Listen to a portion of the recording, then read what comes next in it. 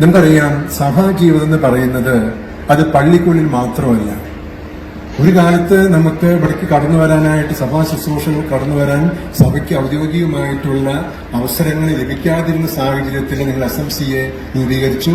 SMCAയിലൂടെയാണ് വൈദികരെയും ധ്യാനഗുരുക്കന്മാരെയും ഒക്കെ കൊണ്ടുവന്ന് നിങ്ങൾ വിശ്വാസം കാത്തു സൂക്ഷിച്ചത്. അത് വലിയ മഹത്തായ കാര്യമാണ്. അതിന് നേതൃത്വം വഹിച്ചതാണ് SMCA. അതുകൊണ്ട് നമുക്ക് സീറോ മലബാർ സഭയ്ക്ക്, കത്തോലിക്ക സഭയ്ക്ക് ഒരിക്കലും മറക്കാൻ പറ്റാത്തൊരു സംഘടനയാണ്, വോളണ്ടറി സംഘടനയാണ്, രജിസ്റ്റേർഡ് സൊസൈറ്റിയാണ് SMCA. അത് പരസ്യമായി ഏറ്റുപറയാനായിട്ട് ഞാൻ ആഗ്രഹിക്കുകയാണ്. അതുകൊണ്ട് പള്ളിക്കുള്ളിൽ മാത്രമല്ല സഭാജീവിതം, പള്ളിക്ക് പുറത്തും സഭാജീവിതമുണ്ട്. ആ സഭാജീവിതത്തിൽ അതാണ് പള്ളിക്കുള്ളിൽ നിങ്ങൾക്ക് നമ്മുടെ പവർഫുൾ സോഴ്സ് അത് യേശുവാണ്. ആ യേശുവിലാണ് വിശുദ്ധ കുർബാനയും കൂദാശ സ്വീകരണങ്ങളും വചനപ്രഘോഷണം ഒക്കെ കഴിഞ്ഞ് പുറത്തിറങ്ങുമ്പോൾ ആ വചനപ്രഘോഷത്തിൽ നിന്ന്, കൂദാശ സ്വീകരണത്തിൽ നിന്ന് സ്വീകരിച്ച ഊർജം അത് നാനാജാതി മതസ്ഥരിലേക്ക് എത്തിച്ചു കൊടുക്കാനുള്ള ഉത്തരവാദിത്വമാണ് യഥാർത്ഥത്തിൽ SMCAയിലൂടെ നിങ്ങളിപ്പോൾ നിർവഹിച്ചുകൊണ്ടിരിക്കുന്നത്. ചാരിറ്റി പ്രവർത്തനങ്ങളിലൂടെ, സാമൂഹികമായിട്ടുള്ള ഔട്ട്റീച്ചുകളിലൂടെ, അതുപോലെ തന്നെ നേരത്തെ പ്രസിഡന്റ് സൂചിപ്പിച്ചതുപോലെ പലതരത്തിൽ ആവശ്യതകളും ബുദ്ധിമുട്ടുകളും തടസ്സങ്ങളും വെല്ലുവിളികളും നേരിടുന്ന കുടുംബങ്ങളെയും വ്യക്തികളെയും നിങ്ങൾ സ്വന്തമായി കരുതി ഇന്ത്യൻ എംബസി വഴി, കുവൈറ്റ് ഗവൺമെന്റൊക്കെ വഴി ഇടപെട്ട് രജിസ്റ്റേർഡ് സൊസൈറ്റി നിലയിൽ പ്രവർത്തിക്കാനും എല്ലാം നിങ്ങൾക്ക് കൊടുക്കുന്ന ആ ലീഡർഷിപ്പ് ഏറ്റവും മഹത്തായ ഒരു കാര്യമാണ്. അതുകൊണ്ട് നിങ്ങൾ എല്ലാവരെയും ഞാൻ ഈ അവസരത്തിൽ ആശംസിക്കുന്നു. പള്ളിക്കുള്ളിൽ മാത്രം പ്രവർത്തനം പോരാ, അത് പള്ളിക്ക് പുറത്തുണ്ടാകണം. അതിനാണ് നിങ്ങൾ പ്രത്യേകിച്ചും ഇന്നത്തെ സാഹചര്യത്തിൽ നേതൃത്വം വഹിക്കുന്നത്. അതിൽ വലിയ സന്തോഷമുണ്ട്. 2-3 കാര്യങ്ങൾ നമ്മൾ ഈ അവസരത്തിൽ ഓർക്കുന്നത് നല്ലതാണ്. ഒന്ന്, SMCA എന്ന് പറയുമ്പോൾ അതിന് സീറോ മലബാർ സഭയിൽ നിന്ന് വ്യത്യസ്തമായിട്ടുള്ള ഒരു അസ്തിത്വമില്ല. അതിൽ നിന്ന് മാറി നിന്നുകൊണ്ടുള്ള അസ്തിത്വം ഉണ്ടാകാൻ പറ്റില്ല. കാരണം സീറോ മലബാർ കൾച്ചറൽ അസോസിയേഷൻ ആണ് പറയുന്നത്. അപ്പൊ സീറോ മലബാർ കൾച്ചറൽ അസോസിയേഷന് സീറോ മലബാർ സഭയുമായിട്ടുള്ള അഭേദ്യമായ ബന്ധം എപ്പോഴും ഉണ്ടാകണം. നമുക്കൊരു ഐഡന്റിറ്റി കോൺഷ്യസ്നസ് ഉണ്ടാകണം. എനിക്ക് തോന്നുന്നത് ഇവിടെ എനിക്ക് അറിഞ്ഞുകൂടാ, പൊതുവെ നോക്കുകയാണെങ്കിൽ ഈ ഐഡന്റിറ്റി കോൺഷ്യസ്നസ് അത് മറ്റുള്ളവരെ മാറ്റി നിർത്തിക്കൊണ്ടുള്ള കോൺഷ്യസ്നസ് അല്ല. കത്തോലിക്ക മനോഭാവം നമുക്ക് എല്ലാവർക്കും അറിയാം. കത്തോലിക്ക സഭ ഓൾ ഇൻക്ലൂസീവാണ്. എല്ലാവരെയും, ഏത് ജാതിയിൽപ്പെട്ടവരെയും, ഏത് മതത്തിൽപ്പെട്ടവരെയും, ഏത് നാട്ടുകാരായാലും, ഏത് ഭാഷക്കാരായാലും ഒരുപോലെ ഉൾക്കൊള്ളുന്ന കൾച്ചറാണ് കത്തോലിക്ക സഭയ്ക്കുള്ളത്. അതാണ് കത്തോലിക്ക സഭയുടെ ഗ്രേറ്റ്നെസ്. അതാണ് കത്തോലിക്ക സഭയ്ക്ക് ചിലപ്പോൾ വീക്ക്നെസ് ആയിട്ട് നമുക്ക് പലപ്പോഴൊക്കെ വ്യാഖ്യാനിക്കപ്പെടുന്നത്. പക്ഷേ ഈ കത്തോലിക്ക സഭയിലായിരിക്കും നമ്മളെല്ലാവരും ചിന്തിക്കേണ്ട കാര്യമുണ്ട്. Why am a Christian? ഞാൻ എന്തുകൊണ്ടാണ് ക്രിസ്ത്യാനിയായിട്ടുള്ളത്? ഞാൻ എന്തുകൊണ്ടാണ് കത്തോലിക്കനായിട്ടുള്ളത്? ഞാൻ എന്തുകൊണ്ടാണ് സീറോ മലബാർ കത്തോലിക്കനായിരിക്കുന്നത്? പ്രിയപ്പെട്ടവരെ, കത്തോലിക്ക കൂട്ടായ്മയിലേക്ക് സീറോ മലബാർ വിശ്വാസികൾക്കുള്ള വാതിൽ എന്ന് പറയുന്നത് സീറോ മലബാർ സഭയാണ്. അതുകൊണ്ടാണ് ഞാൻ നേരത്തെ പറഞ്ഞത്, SMCA എന്ന് പറയുമ്പോൾ, സീറോ മലബാർ കൾച്ചറൽ അസോസിയേഷൻ എന്ന് പറയുമ്പോൾ സഭയിൽ നിന്ന് വ്യത്യസ്തമായിട്ടുള്ള അസ്തിത്വം നമുക്കില്ല. അതുകൊണ്ട് ഈ ഐഡന്റിറ്റി കോൺഷ്യസ്നെസ് നമ്മുടെ ജീവിതത്തിൽ ഉണ്ടാകണം. രണ്ടാമത്തെ കാര്യം എന്ന് പറയുന്നത്, നമുക്ക് ദൗത്യബോധം വേണം. നിങ്ങൾക്കറിയാലോ, നമ്മൾ ഈ കുവൈറ്റില് കേരളത്തിന്റെ, ഇന്ത്യയുടെ ഇതര ഭാഗങ്ങളിൽ നിന്നൊക്കെ ഇവിടേക്ക് നിങ്ങൾ കുടിയേറിയിട്ടുണ്ടെങ്കിൽ you are suppose to be the ambassadors and missionaries of the Syro Malabar church.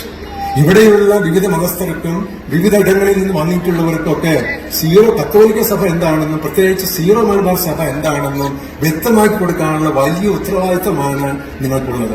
അതുകൊണ്ട് ആ ഒരു ഐഡന്റിറ്റി, ആ ദൗത്യബോധം നമുക്ക് എല്ലായ്പ്പോഴും ഉണ്ടാകണം. അതാണ് ഏറ്റവും പ്രധാനപ്പെട്ട കാര്യം. നമ്മുടെ ജീവിതത്തിൽ മിഷനുണ്ട്. നമ്മൾ മാമോദീസ സ്വീകരിച്ച് കത്തോലിക്ക സഭയിലെ ക്രിസ്തീയ സഭയിലെ അംഗങ്ങളായിട്ടുണ്ടെങ്കിൽ we have a mission. Once baptized we are supposed to be missionaries of Christ. ക്രിസ്തുവിന്റെ പ്രേക്ഷിതരാണ് നമ്മൾ. അപ്പോൾ മാമോദീസ സ്വീകരിച്ചു കഴിഞ്ഞാൽ അതിനാൽ തന്നെ we are called to be missionaries. Not only the priests, not only the religious, all the Catholics, all the Christians baptized in the name of the Most Holy Trinity. അപ്പൊ അതുകൊണ്ട് ഈ ഒരു ദൗത്യബോധം നമുക്കുണ്ടാകണം. പൗലോസ്ലീഹയുടെ ജീവിതത്തിൽ ഒരു കാര്യം നമുക്ക് ഓർക്കുന്നു. പൗലോസ്ലീഹ സാവൂളായിരുന്നു, മാനസാന്തരപ്പെട്ടു. അത് കഴിഞ്ഞ് നമുക്കറിയാം, യഹൂദന്മാരെ സംബന്ധിച്ചിടത്തോളം വിവാഹം കഴിക്കാത്ത ജീവിതം ചിന്തിക്കാൻ സാധിക്കില്ല അവർക്ക്. കാരണം ജീവിത പങ്കാളി ലഭിക്കാത്തവൻ, കുടുംബമില്ലാത്തവൻ, ശപിക്കപ്പെട്ടവനാണ്, ദൈവത്തിന് മുമ്പിൽ സ്വീകാര്യത ഇല്ലാത്തവനാണെന്ന് ചിന്തിച്ചിരുന്ന ഒരു യഹൂദ സമൂഹത്തിൽ പിറന്ന ഈ സെന്റ് പോള് മാനസാന്തരത്തിന് ശേഷം 27-28 വയസ്സ് പ്രായം. നമുക്കറിയാമല്ലോ, കർത്താവിനേക്കാൾ 9 വയസ്സ് താഴെയായിരുന്നു പൗലോസ്ലീഹ. കർത്താവ് മരിക്കുമ്പോ പൗലോസ്ലീഹയ്ക്ക് 24 വയസ്സ് മാത്രമേ പ്രായം ഉണ്ടായിരുന്നുള്ളൂ. അപ്പോ പതിവ് പോലെ അമ്മയും അപ്പനും അതുപോലെ തന്നെ സഹോദരന്മാരൊക്കെ ചോദിച്ചു, സാവൂൾ എന്തുകൊണ്ടാണ് കല്യാണം കഴിക്കാത്തത്? ഉടൻ തന്നെ സാവൂൾ പറഞ്ഞു, please wait, I have a greater mission in my life. നിങ്ങൾ ഉദ്ദേശിക്കുന്നതിനേക്കാൾ വലിയ മിഷൻ എനിക്കുണ്ട്, അതുകൊണ്ട് ഞാൻ കല്യാണം കഴിക്കുന്നില്ല. ആ ഒരു ദൗത്യവുമായിട്ടാണ് ഞാൻ മുന്നോട്ട് പോകുന്നത്.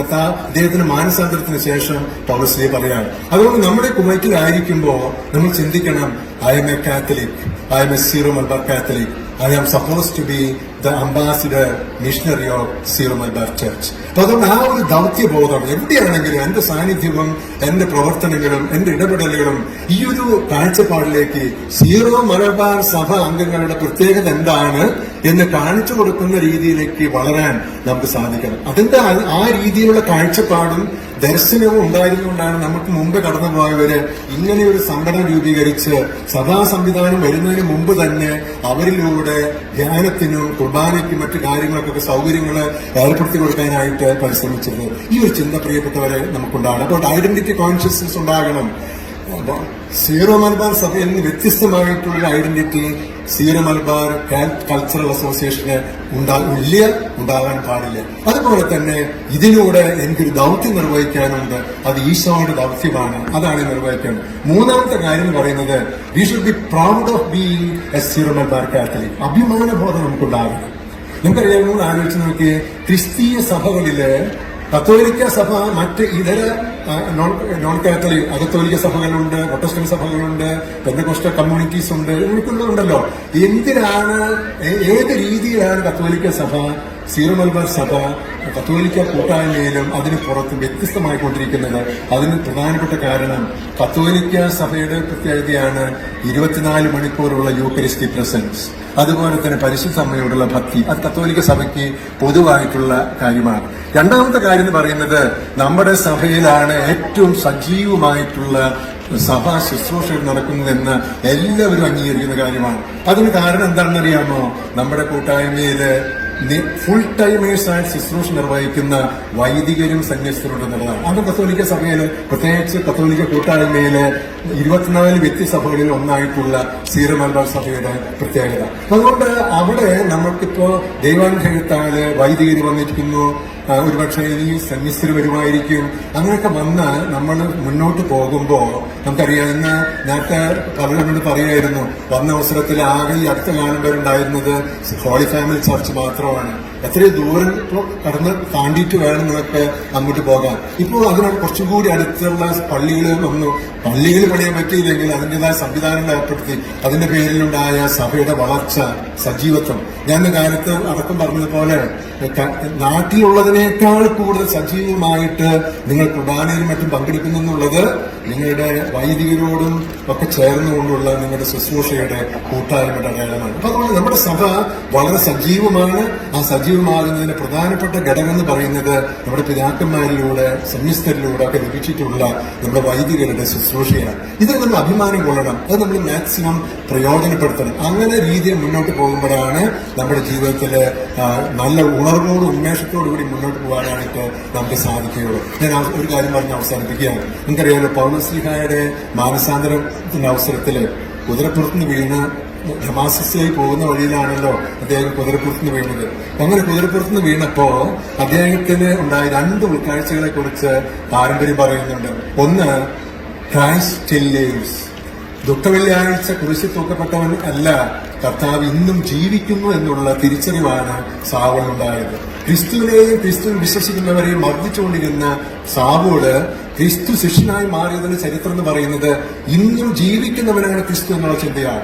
നമ്മൾ ഈ മണലാരണ്യത്തിൽ കഴിഞ്ഞ് നമ്മൾ മറ്റു മതസ്ഥരും നാട്ടുകാരുമായി ജീവിക്കുമ്പോൾ നമുക്കൊരു ചിന്ത ഉണ്ടാകണം, ക്രിസ്തു ഇന്നും ജീവിക്കുന്നു, അങ്ങനെ നിത്യം ജീവിച്ചുകൊണ്ടിരിക്കുന്ന ക്രിസ്തുവിന് സ്വന്തക്കാരാണ് ഞങ്ങള് എന്ന ചിന്ത നമുക്കുണ്ടാകണം. രണ്ടാമത്തെ ഉൾക്കാഴ്ച എന്ന് പറയുന്നത്, ക്രിസ്തുവും സഭയും ഒന്നാണ്.